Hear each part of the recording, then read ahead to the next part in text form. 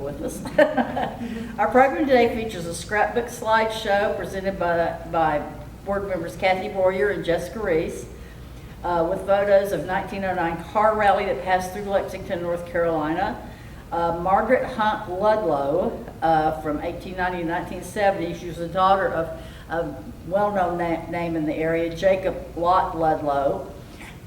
She attended and photographed the event, and I want to let you know that Kathy and Jessica put a lot of time and research into getting the information together for this. So this is going to be a very, very interesting meeting. So, okay, let's...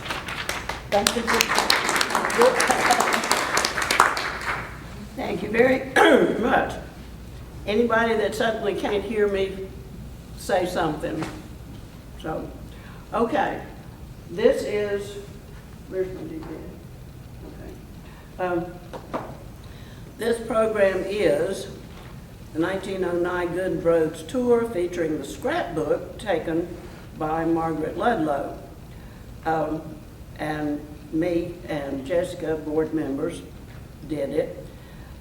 This is actually the events of October the 30th, 1909 in Lexington, and the Winston Salem people that were involved in it. The Ludlow Family Archives and Scrapbook were generously donated to the Forsyth County Genealogical Society in 2024 by Margarette Ludlow Shelton, granddaughter of our photographer. Margarette Ludlow,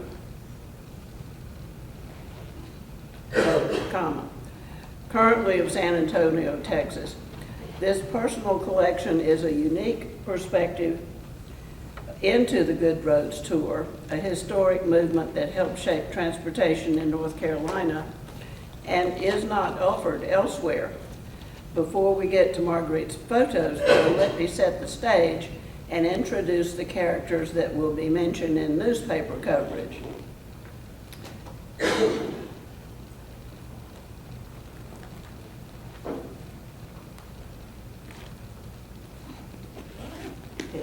Okay.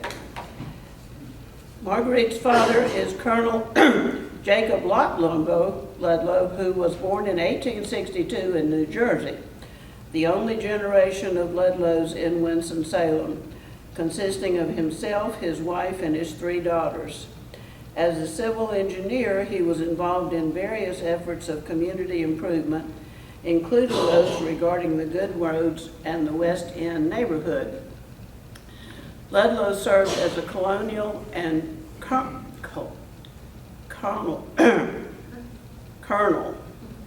chief of engineers in the North Carolina National Guard, became chairman of the Board of Engineers, and was a member and consulting engineer for the North Carolina State Board of Health. This painting shows Colonel Ludlow in 1904, which was completed for the Oasis Shiners display of past potentates. Jacob Ludlow moved from New Jersey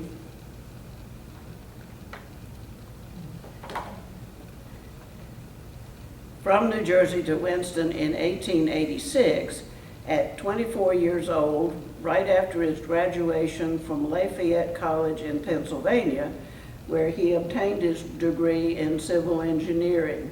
He went to work for the city of Winston and started a construction of his home on Summit Street, one of the very first to be built on that street. In January 1887, he went back to Pennsylvania to marry his fiancée, Miss Myra Hunt. He brought her back to this house, which was finished by that point.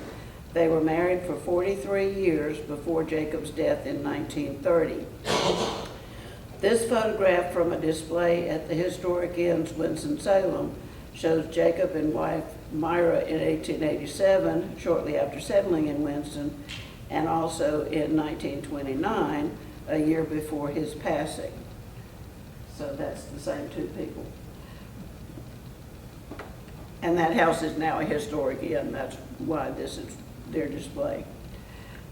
Like Colonel Ludlow himself, the house is not overly large or ostentatious, but carefully planned and built to last. It sits like a crown on the crest of Summit Street at the corner of 5th. a dollhouse of a Queen Anne style with gables on all sides and a wraparound porch spanning 2 sides. It has 2,500 square feet of living space, including 5 bedrooms with 2 stories in the front and 3 stories in the back. They would raise 3 daughters in this home and live in it the rest of their lives. These are my pictures of the house. Colonel Jacob Ludlow also served as a member of the Highway Committee for the Board of Trade and the Reception Committee of the Good Roads Convention. The Good Roads Association acted as a public advocacy and civic organization for better transportation and infrastructure. Ludlow's work with these organizations is a prime example of how civic engineers actively engaged in the promotion of better roads. An article from the Western Sentinel states, all the greatest Good Roads Convention ever held in this section of the country, the Roanoke and Yadkin Valley Good Roads Association, was organized on a permanent basis Friday afternoon at the courthouse by delegates from all the committees and sections from Salisbury to Roanoke on the National Auto Highway via the city. The meeting was attended by over 100 delegates and an equal number of spectators and was characterized by the greatest enthusiasm. Good roads throughout this section received an impetus that cannot well be overestimated.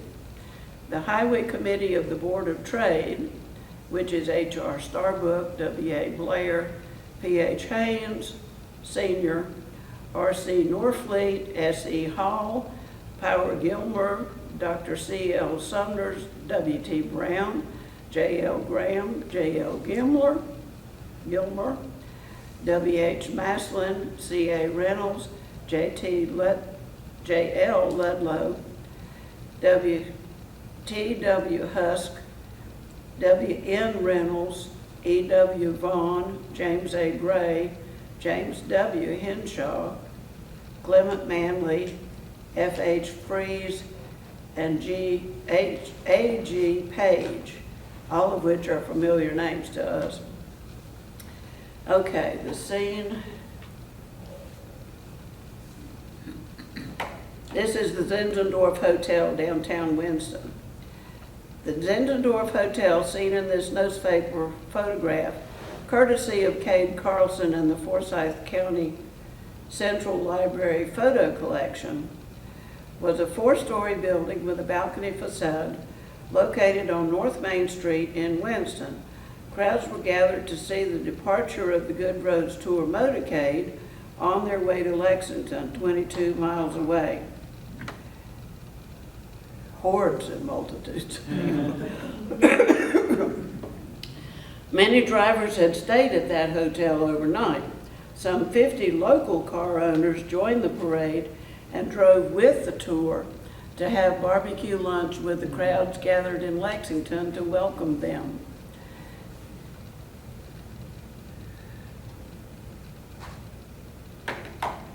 An article published in the Sentinel would describe the scene. A large number of people went over from this city to Lexington this morning. All of the cars left by 9:30 o'clock. They were decorated with flags and banners bearing the words, Winston Salem 22 miles. Main Street from 3rd to 2nd Streets, where the machines congregated, was the scene of animation and large numbers of people gathered to see the cars off. The following is a partial list of those going down from this city, it being impossible to secure a complete list owing to the fact that many of the machines went straight through without ever stopping at the Hotel Zinzendorf, which was the assembly place.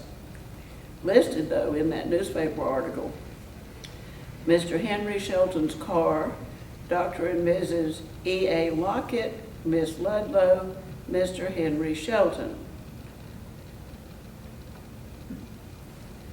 So, and we're going to tell you who those people were that were in the car with Miss Ludlow. Mr. Henry Below Shelton, 32 at this time, was a manager with his brother of the Shelton Brothers Hay and Grain, that's livestock feed, dealers located at 100 West 5th Street in Winston, and lived with his widowed mother at 106 Cherry Street. Another 6 years would see the world change for him. His mother died in 1912, and he moved across the street to the home where his brother-in-law lived with his 2 teenage sons. This was Charles DeWitt Ogburn. He was the owner of Ogburn and Hill Tobacco Company factory. This kept Shelton in the neighborhood on the same block as where his mother's house had been, and next to neighbors Colonel H.O. Montague and William Nissen.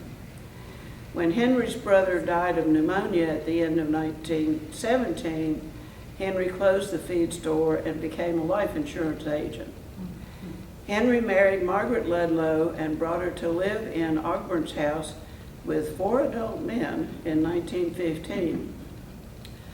Margarette and Henry lived there until 1927 before moving into a home of their own with 3 children aged 7 to 11 years old. Henry and Everett Lockett had been friends since school, where they were in the same class at UNC Chapel Hill in 1896, and Henry was a witness to Everett's marriage in 1907, 2 years before this tour. Dr. Everett Lockett had returned to Winston to set up his medical practice 5 years before this and had married Miss Annie Lindsay 2 years prior to the tour. Dr. Lockett became a respected surgeon with offices in the O'Hanlon building and a home on West 4th Street. He had staff privileges at both local hospitals, City and Baptist. In 1917, he joined the Army Medical Corps and spent 2 years on Army bases training other surgeons. Marguerite Ludlow, age 19 at this point, the daughter of Colonel Jacob Ludlow, served as the photographer for the day. She lived on Summit Street with her parents. She would later marry Henry B. Shelton and was brought to live with the 4 single men in an already functioning household in 1915. She was the first female in that household since Henry's sister Carrie died during childbirth in 1897. It was normal to bring a bride to an already functioning household so that her workload was less and she could learn her trade from an experienced homemaker. But this setup seems intimidating. But I don't see Marguerite as a person to allow herself to be taken advantage of, and the house was large. In the 1910 census, Ogburn has a live-in cook and chauffeur, and in 1920, a 3rd servant, live-in nanny, was counted. I think Marguerite became the queen of that household. Marguerite and Henry lived there 12 years before moving into a home of their own. All 3 of their children were born while they lived there. Marguerite was the photographer of these Good Roads photos, coming up in a minute, and was likely using a Kodak Brownie II. Wow. This camera made its debut in 1902 using a 120 format film on a 2.5-inch wide spool and took still black and white photographs. This was the first point and shoot fixed lens camera that made everyone into their own photographer, as per the ads. This was likely a gift, possibly a birthday present, the September before when she turned 19, or borrowed from her father for the day's festivities. In any case, she kept the printed photos in an album that she noted as her own.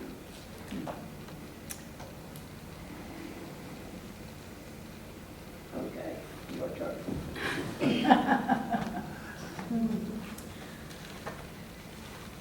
What is Good Roads? Good Roads was a nationwide push for better roads in the early 20th century for the improvement of commerce, safety, and connectivity. The movement can be linked to technological advancements with automobiles, increased trade, and a desire for modernization, as well as an increase in automobile-related purchases such as tires, maintenance, and fuel. National tours like the one captured in the scrapbook were held across the country to promote interest, share ideas, and coordinate advocacy for the construction and maintenance of roads. The tours showcased a need for better roads in the public eye, encouraging state and local investment. While the route in 1909 from New York to Atlanta would take over 10 days to complete with regular stops for lunch and overnight in 2025, it would only take roughly 14 hours. Though earlier tours held across the nation could have varied in time, 1909 was one of the last, suggesting that they had accomplished their intention with the Good Roads movement, laying groundwork for modern highways and influencing how communities connect and trade. The map on the left is the official map of the National Highway from New York to Atlanta, published in the Charlotte Daily Observer. It's not up there yet. Oh, oops. There, yeah. I thought it was That's on the why same I'm back. slide. Thank you. The map on the left is the official map of the National Highway from New York to Atlanta, published in the Charlotte Daily Observer. The upper left corner shows one of the leading contestants, Bob Lambert, in the kerosene-using white steamer. In the lower right-hand corner are shown Hamilton Peltz of the New York Herald and Major John S. Cohen of the Atlanta Journal. The map to the right was made by Kathy, a modern map overlay with the stops taken in the Good Roads tour.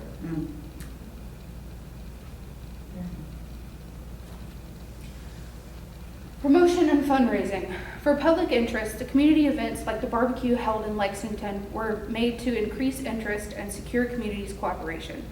More than 1,000 partook of Lexington's hospitality. Barbecued possum, pig, and lamb with other excellent accessories were served on the government post office lot next to the Methodist church. Speakers at events like this would further emphasize the need for improved roads from Winston-Salem through Lexington and Salisbury. This article, Colonel Ludlow Surveying for National Highway, published in the Western Sentinel, gives examples of what Colonel Ludlow was doing. Landowners along the proposed route got together to discuss good roads and get their consent to survey new roads, estimate the distance on the cost, and the promoters of the road that would enhance the value of the property. Civil engineers like Ludlow would contribute by conducting surveys to map out these proposed highways and host events where the community could come together and voice their opinions, ask questions, and get more information. The Methodist Church, mentioned in the Sentinel article, is featured in the background of several of the scrapbook photos you will see in a bit. In 1909, the church, first known as First Methodist Episcopal Church in South Lexington, was situated at what is now 310 South Main Street. The original building no longer exists. The property has since been expanded and now serves for the home of First United Methodist Church. This postcard from the 1930s gives an external view of the church's main entrance, though it was not part of the scrapbook. I found it on eBay. Cool. Ty Cobb. Does anybody know who that is? Yeah. You may know Ty Cobb as a famous baseball player in the early 1900s. His involvement in the Good Roads Tour served as an opportunity for publicity. The committee used his fame as a nationally known baseball star to draw crowds, generate press coverage, and boost public interest in the Good Roads cause. An article from the Charlotte Observer quotes his speech given in Winston-Salem the night before heading into Lexington. "This is for good roads. I want to tell you people, honestly now, I don't like butting in, but I am but a common chauffeur going home to Georgia. Please don't think I'm egotistical, you know. Summer's the time for baseball. If you think more about good roads and less about baseball, you'd be fixed right, you know." His baseball career started in 1905 at just 18 years old. He married his first wife, Charlie Marion Lombard, in 1908. They went on to have 5 children.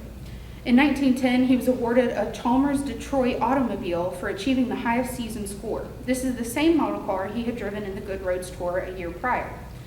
Early in his career, he invested in both Coca-Cola and R.J. Reynolds Tobacco. Retiring a multimillionaire, he founded the Ty Cobb Educational Fund in 1953 to assist Georgia students in pursuit of college degrees. He would leave a quarter of his estate to this fund.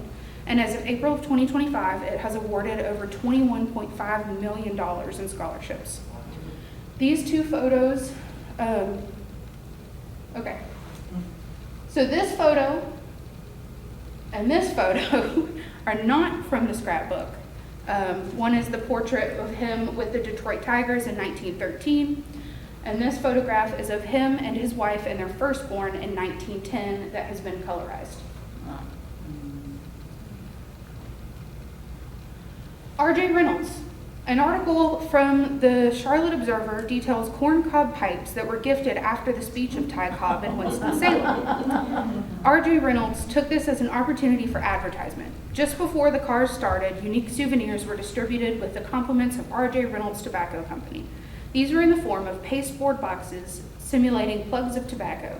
Within each of the boxes was a corncob pipe and a box of Winston-Salem smoking tobacco.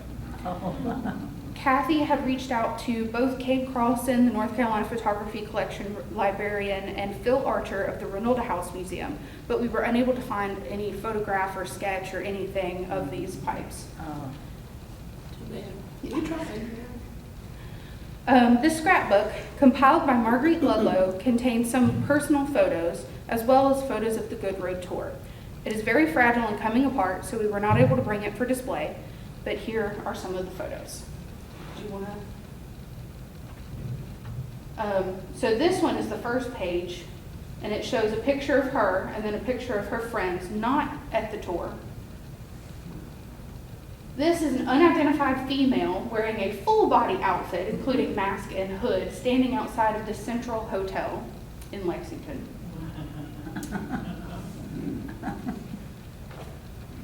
We have the Winston-Salem Board of Trade. They had a car in the race, number 14, with a Winston-Salem banner that you can sort of make out. A Studebaker Class 4, owned by Mr. J.D. Logenhauer. In the car were F.S. Vernay, Lindsay Fisher, J.D. Logenhauer, and J.S. Kuykendall. Unknown who the driver is in the photograph, but this information is detailed in this article from the Charlotte Observer. And I tried to zoom in on the banner at the top there in that round picture, if that helps. Yeah. Then here are two more photos of that same car from a different angle.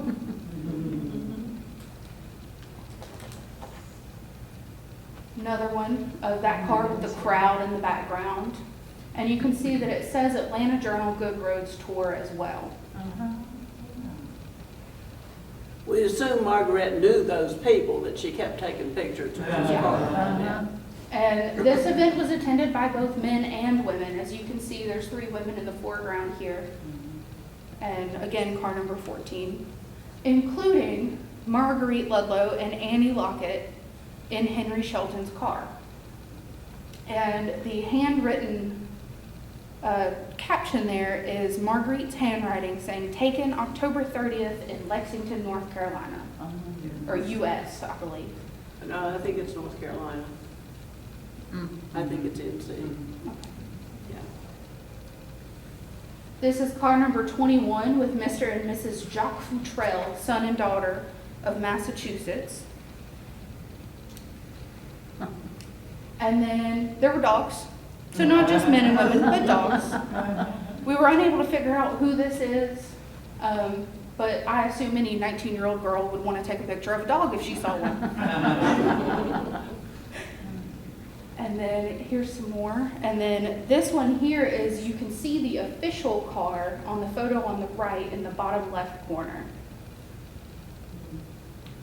Oh my goodness. And then here's this official car again on the right.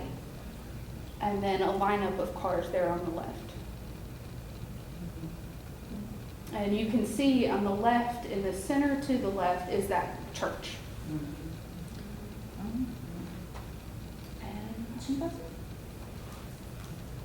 So for 120-year-old photographs, I think they held up pretty well, actually. Absolutely. So, yeah. Oh, Very good, thank you. oh that was amazing. Now, Ludlow, where is he? Is he buried here? Is he like part of Yes, the? he's in Salem Cemetery. I was wondering if he Yeah. was yeah, and where all the Yeah, big the whole wigs batch were. of them are. Yeah. The Sheltons as well as the Ludlows, yeah.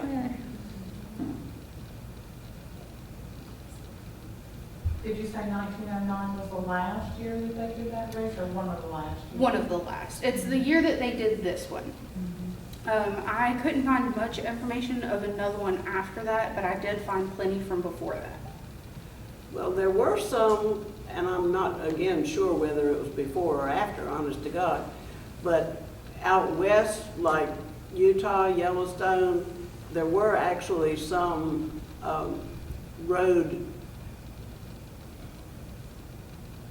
events, that were actually promoting making roads passable for people to have tourism out there.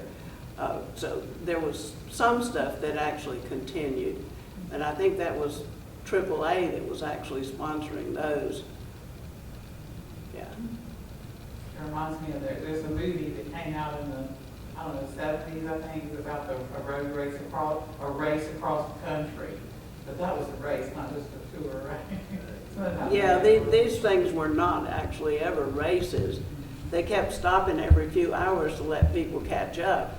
And they even had said in the newspaper coverage that one car was designated to always be last so that they would know to stop and tell the people by the side of the road that that was now it. They could go home. There wasn't going to be anybody else coming.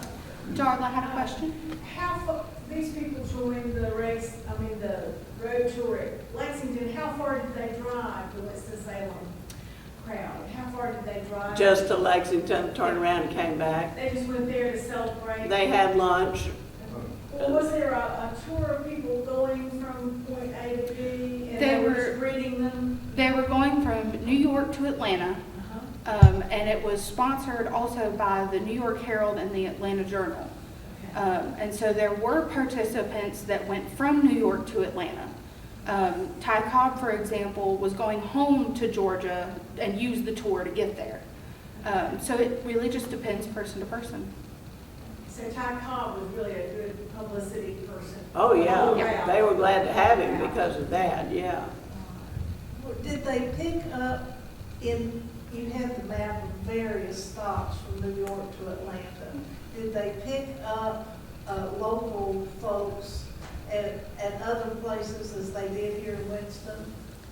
It sounds like they probably would have. I mean, if it was exciting here, you'd think it would have been exciting all day long. But our newspaper coverage didn't actually say anything about that.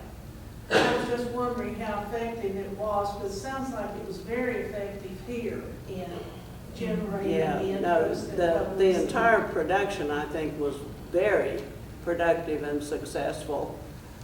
And there was even a newspaper article that included which car had made it all the way to the end, Stone Mountain outside of Atlanta on some kind of a big hill was the very last stop, and there was one car that was actually still able to do that by that point. Oh, my goodness. So it won. But yeah, because these were These were gasoline imports, yeah. vehicles, oil vehicles, steamer vehicles, there was definitely a test of what the technology was going to actually tolerate for long distance, so there was a lot of information that came out of this that was helpful to the car industry.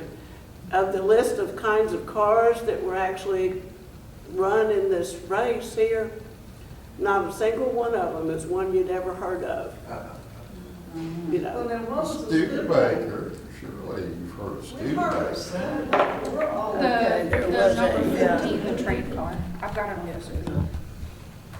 Okay, but where is this? I know what you're talking about. I don't remember that. Yeah, when I put it in here, I know I listed it. The list of the contestants that was actually in the newspaper with what kind of car they were driving. And for some reason, there it is. Read off those brand names there, I think. All right, we've got Rio Roadster, Chalmers Detroit, Oldsmobile, White Steamer, Apperson Jackrabbit, Franklin, Knox, Corbin, Matheson, Maxwell Touring Car, Maxwell Toy Tennille, Maxwell Runabout, Thomas Stearns Buick, Studebaker, Maxwell Briscoe, a Premier, and a Pope Toledo, and a Regal touring car are some of them.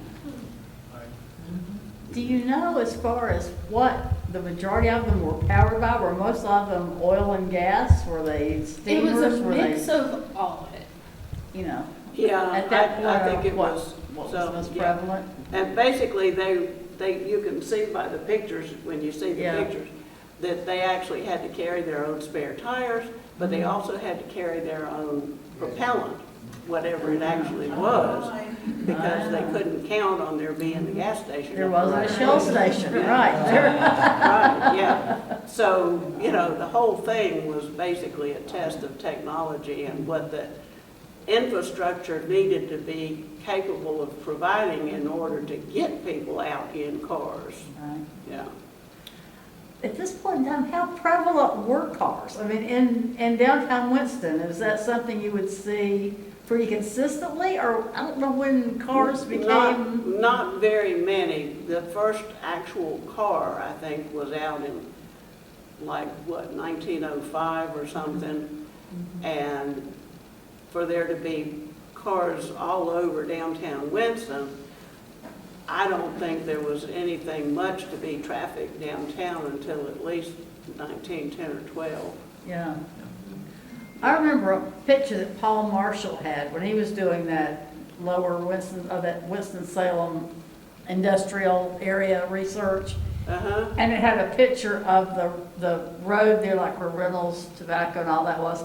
And it was horse and buggies. You know, that's all you could see were the horse and buggies. And I don't know what year that was And from, but it had to be early yeah, right. 1900s. They stayed in the road up until the late 1920s, as a matter of fact. So, yeah, cars were relatively rare. And, you know, not only did you have to be able to buy one, you had to actually have access to whatever it took to run it. Right. Yes. Yeah. Because there weren't gas stations, you know. And like Shelton had a store, that probably meant that he had access to gasoline deliveries or whatever, that he actually was able to be a dandy and run around in a sports car because he actually had his own supplies to keep gas in it and whatnot like that. And a lot of these at this point, they didn't even have roofs on them. Right, So, right. you know, this is definitely not the generation where it's actually a comfortable thing to get in and ride in. You notice all the ladies with their bonnets and they had them all tied down. Yeah, oh, yeah. And that one lady must have come all the way from New York Oh, in the dust covers. yes. You know, she was serious about it. But so roads weren't paved to speak of at that point. You know, all of this came later. So when you got out on the highway, you were going to be filthy. Oh, absolutely covered up absolutely. with stuff.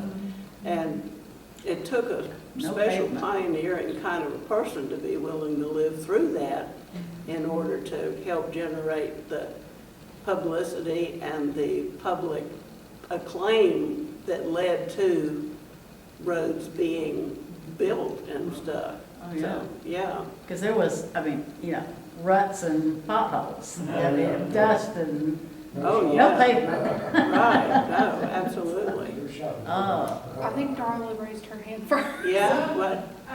The route that they took from New York to Georgia, are there, some of our roads today, I-85, 50, Highway 52 coming through Lexington, you know, are those routes today still used for new Well, roads? yeah, not the same route, obviously, because they were actually dirt state roads, whatever, but the same highway numbers like the road between here and Lexington is actually highway number, what is it?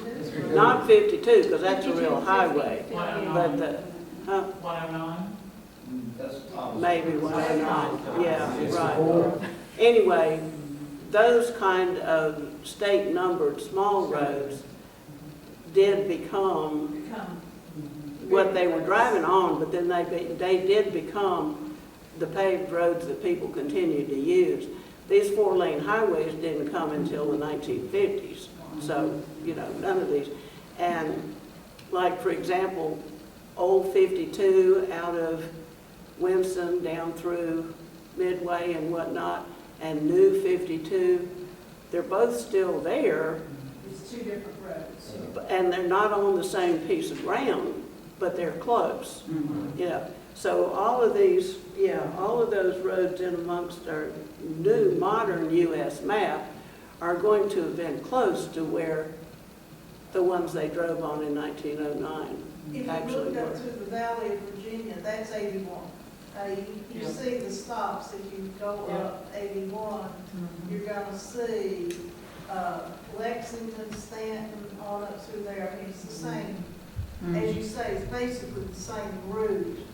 Perhaps not the same piece of ground, but it's the same. Right, yeah, you know, they're probably within 100 yards of wherever, because it was already part of a road.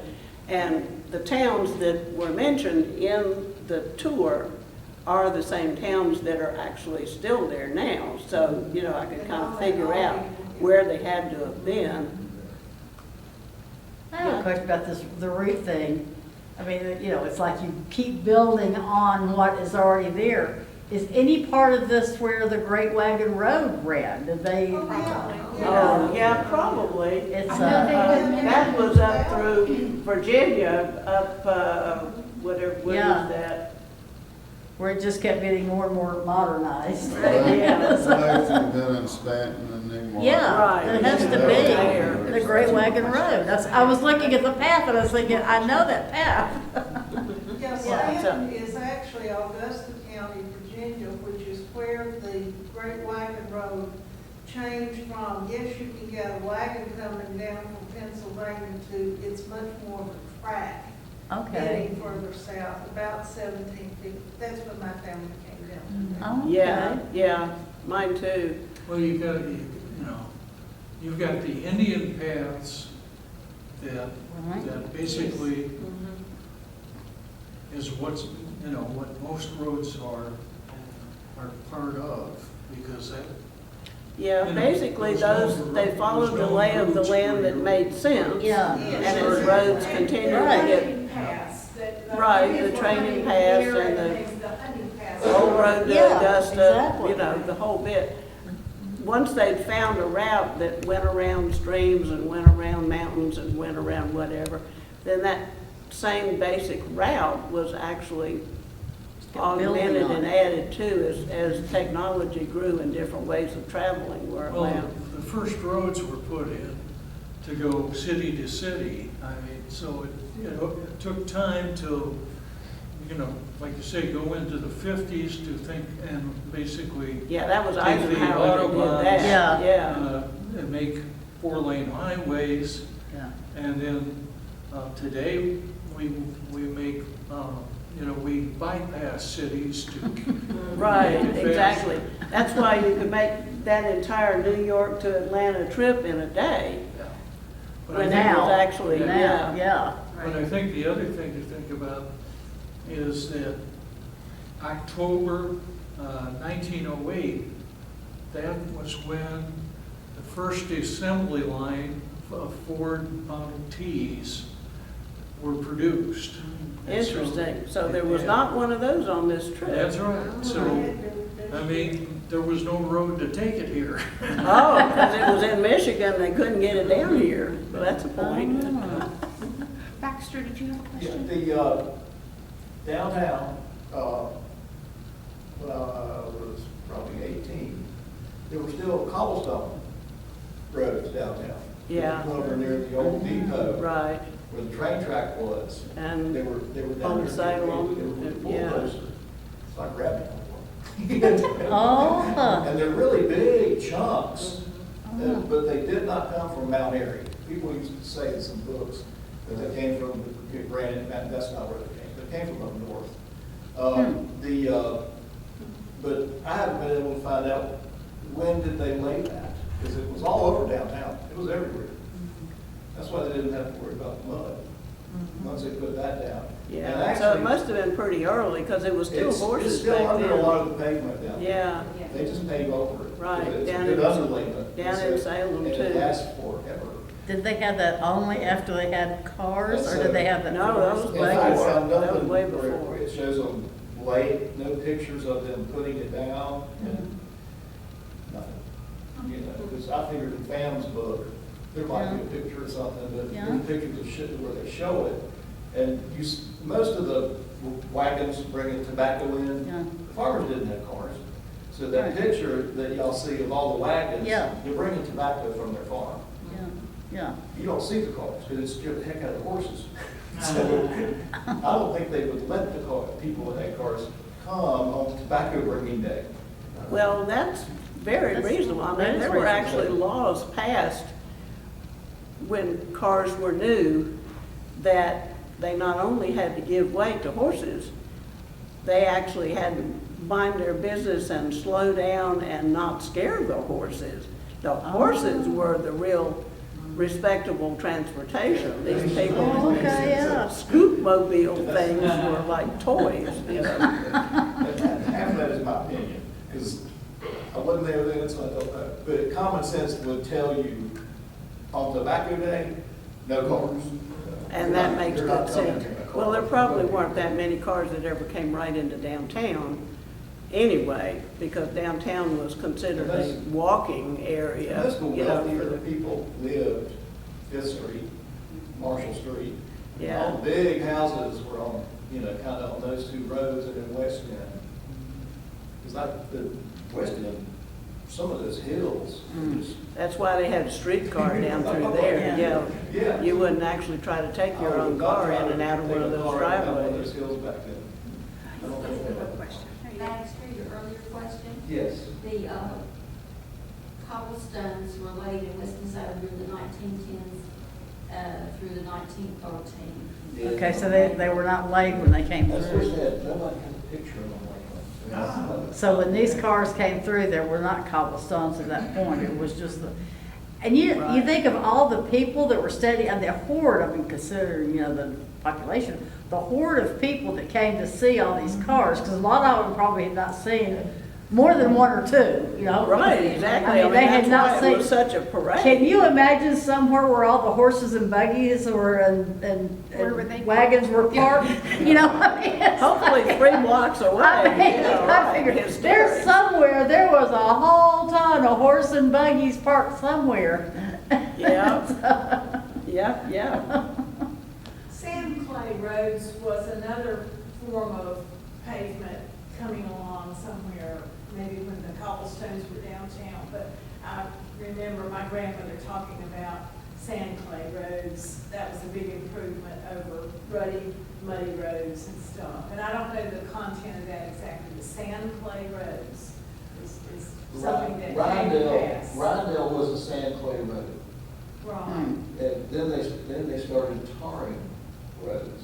But I have read, and I don't know the dates on this, but I have read some articles about the communities, they were always lobbying to get improvements for schools or this or that and the other, but between Jonestown Road and Peace Haven Road, if you're familiar with that, you kind of go down a hill across Silas Creek and back up to Peace Haven. But some of the community people out there really would go down and rally at the public meetings about getting a sand clay road paved, taking it out towards Louisville, because that was the old Shalford Road, really going out that direction. But Yeah. it Yeah, didn't get there was a good paved. bit of It was traffic still on country that, and yeah. farm country, Oh, yeah. but sand clay roads was a big thing early 1900s to try to improve the roads for farmers to get to markets and people to get to schools or whatever, churches. Oh. Interesting. Any more? Well, Well, we are delighted to have been educational, and this has been, yeah, So interesting.